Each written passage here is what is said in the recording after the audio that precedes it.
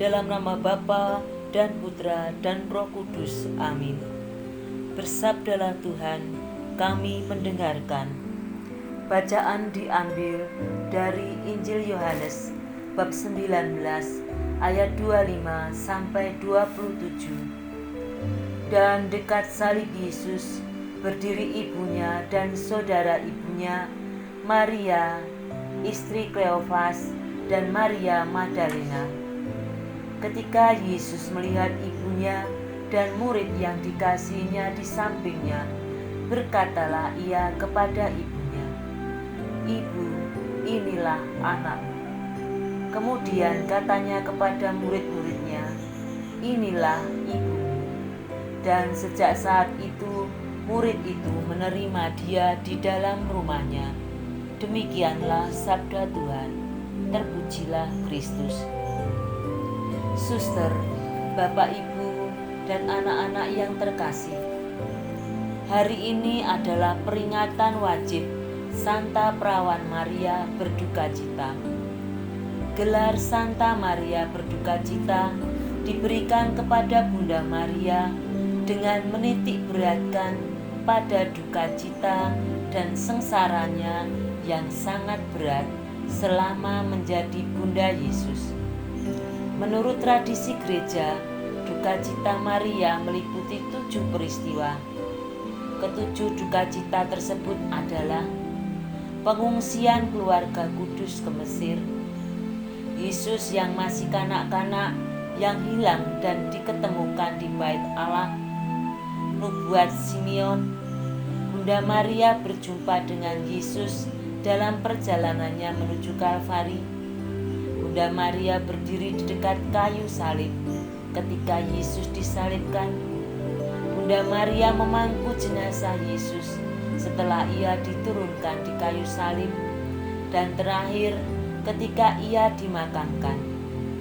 Namun setiap duka cita yang diterima oleh Bunda Maria selalu ia hadapi dengan kepercayaan yang penuh kepada Allah. Bunda Maria yakin dan percaya bahwa semua yang Allah kerjakan semata-mata untuk kebaikan umat manusia.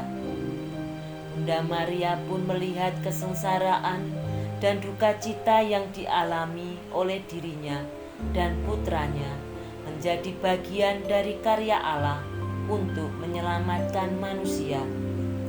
Bunda Maria selalu menerima apa yang Allah kehendaki untuk terjadi dalam hidupnya dengan berkata, "Jadilah padaku menurut kehendak-Mu." Duka cita yang dialami oleh Bunda Maria adalah juga duka cita kita umat Kristiani. Oleh karena itu, pewartaan dan kehidupan kita tidak bisa hanya diisi dengan hal-hal yang baik dan menyenangkan saja. Kalau hidup kita hanya diisi dengan hal-hal yang baik dan menyenangkan, maka kita tidak berbeda dengan seorang anak kecil. Anak kecil hanya tahu semua hal baik dan yang indah. Oleh karena itu, marilah kita belajar dari Bunda Maria, bagaimana ia menanggung semua duka cita itu sampai selesai dan bisa keluar dari segala-galanya, dan ia menjadi seorang pemenang. Bahkan Bunda Maria menanggung penderitaan yang sangat berat akibat melihat putra tunggalnya wafat di kayu salib.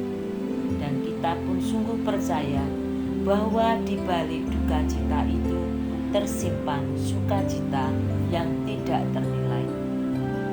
Refleksi, apakah selama ini kita sudah menyadari bahwa kita semua pasti akan mengalami suka dan duka dalam mengikuti Tuhan Yesus? Marilah berdoa.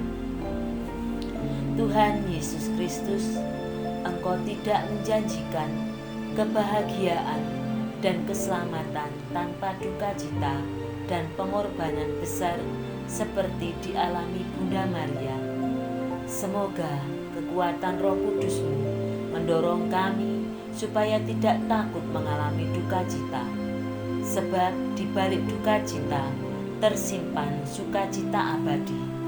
Doa ini kami persembahkan dengan pengantaraan Yesus Tuhan kami. Amin.